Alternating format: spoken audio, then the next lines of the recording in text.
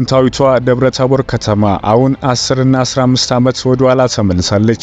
በአማራ ክልል ውስጥ በመንግስት ኃይሎችና በፋኖ ታጣቂዎች መካከል የተቀሰቀሰው ከባድ ግጭት ከጠዋቱ 12 ሰዓት እስከ 10 ሰዓት ድረስ ቆይቷል። ከ20 በላይ የመንግስት ተቋማትና ተሽከርካሪዎች አመድ አድርጓቸዋል። 2 ፖሊስ ጣቢያዎች፣ የጤና መምሪያ፣ የዞን ቢሮዎች እንዲሁም በጣሊያን ወረራ ዘመን የተገነቡ ታሪካዊ ህንጻዎች እንኳን ተቃጥለዋል። ነዋሪዎች ጥቁር ጭስ ሰማይ ላይ እንዳዩ ይናገራሉ። ሌሎች ደግሞ ከተማዋ ሙሉ ቀን ስትቃጠል ነበር ይላሉ። የከተማው ከንቲባ አቶ ደሴ መኮንን አሳዛኝና የማይጠበቅ ብለውታል። እንግዲህ ይህ ውድመት በማን ተፈጸመ? ሆን ተብሎ ነው ወይም ደብረታቦርን መልሶ ማን ይገነባታል? ዝርዝሩን እንመለከታለን። ጥንታዊቷ ደብረታቦር ከተማ በደቡብ ጎንደር ዞን የምትገኝ ከባህር ዳር 100 ኪሎ ሜትር ገደማ ርቀት ላይ ያለች ከተማ ናት። ነገር ግን በየካቲት 4 2018 ዓመት ከጠዋቱ 12 ሰዓት ጀምሮ እስከ 10 ሰዓት ድረስ የቆየው ከባድ ግጭት ተፈጽሟል። ከተማዋ በማይታወቅ ደረጃ አውድሟታል። እንደ መረጃዎቹ ከ20 በላይ መንግስት ተቋማት፣ ፖሊስ ጣቢያዎች፣ የጤና መምሪያ፣ የዞን ቢሮዎችና ታሪካዊ ህንጻዎች በእሳት ተቃጥለዋል። የከተማው ከንቲባ አቶ ደሴ መኮንን አሳዛኝና የማይጠበቅ ብሎታል። ነዋሪዎች ግን ጥቁር ጭስ ሰማይን ሲሞላው አይተናል ብለው ከተማዋ 10 እና 15 ዓመት ወደ ኋላ ተመልሳለች ብለው ይናገራሉ።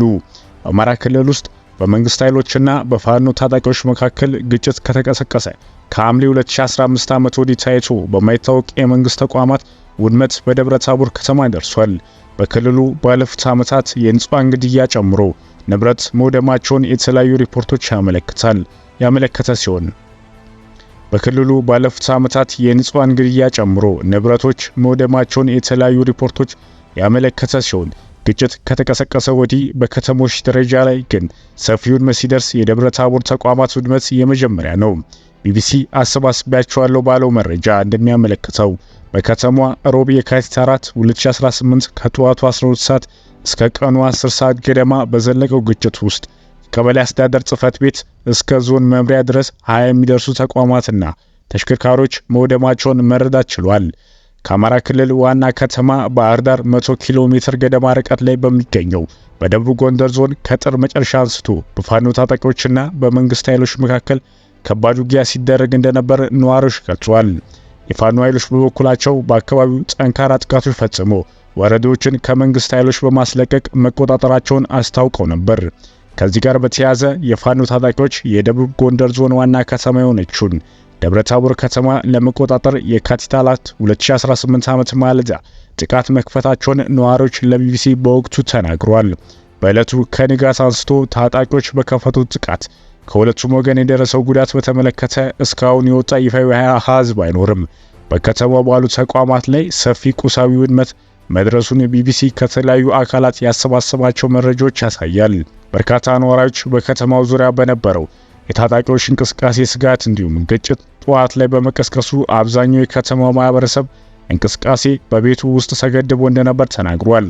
ረቡዕ ዕለት የተቀሰቀሰው የሁለቱ ወገኖች ግጭት ከፍተኛ ጦርነት ሲል የገለጹት የከተማው ከንቲባ አቶ ደሴ መኮንን ውጊያው በፋኖ ኃይልና በአካባቢው የጸጥታ ኃይሎች መካከል መሆኑን ተናግሯል። አንድ የደብረታቦር ነዋሪ በማህበራዊ የትስስር ገጽ ምስሎች ካየ በኋላ ደጅ ላይ ወጥቶ ጥቁር ጭስ ወደ ሰማይ ሲተለተል መመልከቱን ገልጿል።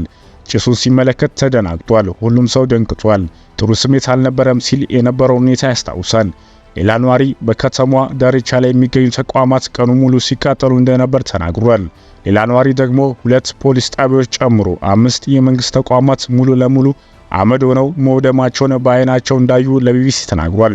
ቢቢሲ ከሌሎች ነዋሪና ከከተማው አስተዳደር አገኘው ብሎ ባወጣው መረጃ መሰረት በ4 የመንግስት መዋቅር ስር የሚገኙ ተቋማት አምቡላንስ፣ ተሽከርካሪዎች፣ ማሽኖችና ሰነዶች ጨምሮ የቢሮ መገልገያ ቁሳቁሶች የቃጠሎ ሰለባ መሆናቸውን አረጋግጫለሁ ሲል ቢቢሲ ተናግሯል። የደቡብ ጎንደር ዞን ለወረዶች የሚከፋፈል መድኃኒት ማከማቻ ያለውን ጤና መምሪያና በጣሊያን ወረራ ጊዜ የተገነባው የዞኑ መሬት፣ ሲቪል ሰርቪስና ፖሊስ መምሪያዎች ጨምሮ 6 ቢሮዎች መቃጠላቸውን እማኞች ተናግሯል። አንድ ግቢ ውስጥ የድሮ ከንቲባ ቢሮ ተብሎ በሚጠራ ስፍራ የሚገኝ የደብረታቦር ከተማ አስተዳደር 6 ቢሮዎች እንዲሁም የገብርዬ ክፍለ ከተማ ፖሊስ ጣቢያ ጨምሮ 2 የአስተዳደር ጽሕፈት ቤቶች መቃጠላቸውን ምንጮች ተናግሯል። ደብረታቦር በዙሪያው ያሉ ቀበሌዎች በወረዳ ያቀፈው የፋርጥ ወረዳ ዋና መቀመጫ ስትሆን የዚህ ወረዳ ፖሊስ ጣቢያና ገቢዎች ቢሮ ጨምሮ በአጠቃላይ 4 ተቋማትና በርካታ ተሽከርካሪዎች መውደማቸውን ቢቢሲ አረጋግጧል። በዚህ ወረዳ ዙሪያ የሚገኙ የግለሰብ ቤቶች መቃጠላቸውን ነዋሪዎች ሲናገሩ የከተማው ከንቲባ አቶ ደሴ መኮንን 4 የግለሰብ ቤቶች መቃጠላቸውን ለቢቢሲ ተናግሯል። አንድ ነዋሪ ማንነታቸው መግለጽ ያልፈለጉ ስለደረሰው ጥቃት ሲናገሩ የመንግስት የሥራ ኃላፊ የመኖሪያ ቤት እንዲሁም የዞን አመራሮች መጠለያ የተባለው እንግዳ ማረፊያ መቃጠሉን ጠቁመዋል። የደብረ ታቦር ከተማ ከንቲባ አቶ ደሴ ውድመቱ አሳዛኝና የማይጠበቅ ብሎታል። በአካባቢው ከባድ ጉዳት መድረሱ ተገልጾ ነዋሪዎች በተፈጠረው ውድመት ላይ እጅግ እንደተረበሹ መሆናቸውን አክለው ገልጿል። አንድ ነዋሪ ስለ ውድመቱ እንዲህ ብሏል። ከባድ ጉዳት ነው የደረሰው። ማህበረሰብ አገልግሎት የሚያገኝበት ቦታዎች ናቸው የተቃጠሉት። ፋይናንስ፣ ፖሊስ፣ ሚሊሻ ማህበረሰቡ ጥሩ ስሜት የለውም። ምክንያቱም የማህበረሰብ ሰነድ ነው የጠፋው የተቃጠለው የሚረብሽ ስሜት አለው ሲል ተናግሯል። ይህ ንግግር የሚያመለክተው ውድመት በተፈጠረበት ቦታ የመንግስት አገልግሎት ሰጪ ተቋማት መኖራቸውንና ለማህበረሰቡ አስፈላጊ የሆኑ ሰነዶች መጥፋታቸውን ነው። ይህም በነዋሪዎች ዘንድ ከፍተኛ የመረበሽ የስጋት ስሜት አስከትሏል። ሌላዋ ነዋሪ በበኩላቸው ውድመቱ አሳዛኝና አሳፋሪ ብለው የገለጹ ሲሆን ከባድ መሳሪያዎች ጥቅም ላይ ቢውል ኖሮ ከዚህ የከፋ ውድመት ይከሰት ነበር ብለዋል። ማህበረሰቡ እንደ ከተማዋ ጥንታዊነትና ታሪካዊነት ደብረ ታቦር አላደገችም የሚል ቁጭት እንዳለው ያስታወሰው ሌላ ነዋሪ በዚህ ላይ ይህ ያህል ውድመት መድረሱ አሉታዊ ስሜት ማሳረፉን አክለው ገልጿል። ሌላ ነዋሪ ይህን ሀሳብ በመደገፍ ከተማዋ አሁን ካለበት ወደ ኋላ 10 ዓመትና 15 ዓመት እንደተመለሰ ነው የታዘበው። ከዚህ በኋላ የትኛው መንግስት ነው መልሶ የሚገነባው ከተማው ወደ ነበረበት የሚመልሰው ሲል ጠይቋል። የተቋማቱን ውድመት ውጤቱን መመልከታቸው የጠቆሙት ሌላ ነዋሪ ውድመቱ ሆን ተብሎ የተፈጸመ የእሳት ቃጠሎ ነው ብሏል። የደብረ ታቦር ውድመት ሁለቱም ተፋላሚ ወገኖች እርስ በራስ እየተወነጃጀሉ ይገኛሉ። ቢቢሲ ቃጠሎውን ሆን ተብሎ የተፈጸመ ይሁን በማን ተፈጸመ የሚለውን በገለልተኛ ማረጋገጥ እንዳልቻለ ተናግሯል። ቢቢሲ ግጭት ከተቀሰቀሰበት ዕለት ጀምሮ ያነጋገራቸው በርካታ ነዋሪዎች ከ8 እስከ 10 የገመታቸውን የድሮን ጥቃቶች መፈጸማቸውን ጠቁመዋል። ሁለት ነዋሪዎች የድሮን ጥቃቶች ከተማ ውስጥ ሳይሆን ወጣ ባሉ አካባቢዎች ላይ መፈጸማቸው ሲናገር የከተማው ከንቲባ ጥቃቱ ከተማ ውስጥ አለመፈጸሙን ጠቁመዋል።